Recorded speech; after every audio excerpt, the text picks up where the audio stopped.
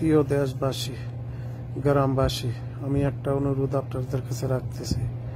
আজ 23 বছর ব্যবসা করি সৌদি আরব, বউ লইয়া আসছিলাম। এরপরে এখন আমার বউয়ে আমাকে বলে ডিভোর্স দিয়ে দিবে।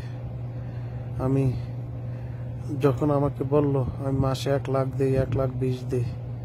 যতদিন টাকা দিছি এতদিন ভালো আছিলাম, খুব ফ্রি আছিলাম।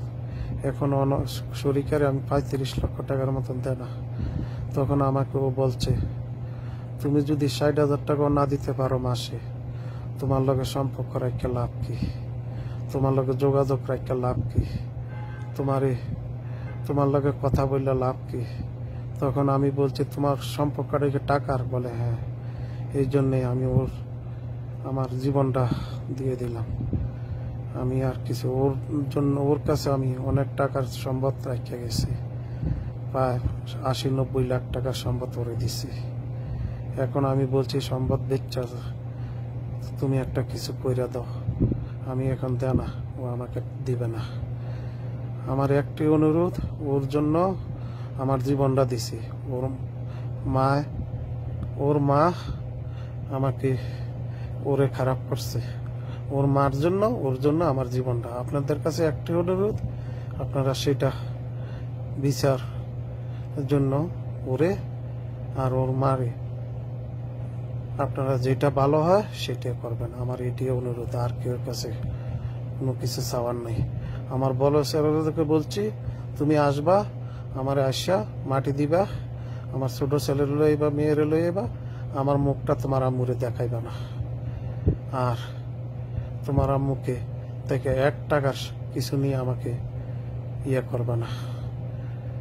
আমি অনেক কষ্টে ভিডিওটা করছি, অনেক কষ্টে আমি সহ্য করতে পারতেছি না। আমার মৃত্যুর জন্য একমাত্র দায়ী আমার বউ, আমার শাশুড়ি।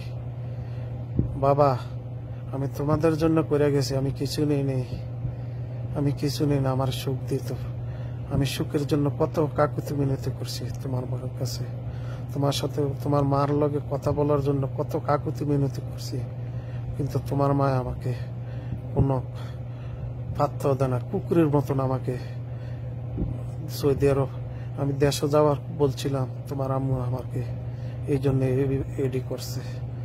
একটি অনুরোধ বাবা, আমি তোমাদের জন্য যদি কিছু করিয়া থাকি আমার মাফ করিয়া দিও। তোমাদের যদি কোনো অন্যায় করিয়া থাকি তোমাদের সাথে আমি মাফ করিয়া দিও। আমি পাগল হয়ে গেছি, আমার পাগল বানাই লিছে, এই জন্য আমি নিজের জীবন নিজে দিয়ে দিতে আছি। আর আমার মৃত্যুর জন্য তোমার মা, তোমার নানি দায়ী। আমি দেশবাসীর কাছে এটাই অনুরোধ করব, আমি দেশবাসীর কাছে এটাই অনুরোধ করব, আমার বিচার দেশবাসী করব। আর তোমরা ছেলে হইয়া মেয়ে হইয়া তোমরা যেটা ভালো মনে করো এটাই করো। খুদা হাফেজ।